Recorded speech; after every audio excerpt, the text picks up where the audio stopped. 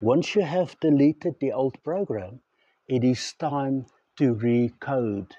It's time to reprogram this with the new program. That new program is affirmations.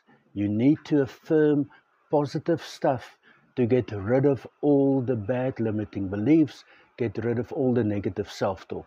You can make it smoking specific, you can make it let me lose weight specific, you can make it career specific.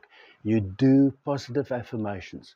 Now, my tip for you is please do your own personalized affirmations.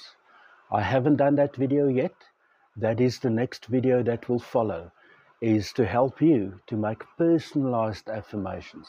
Yes, the affirmations on ChatGPT and the affirmations that you will find on the internet, I'm sure that they will or will not help. I'm not a propagator of those.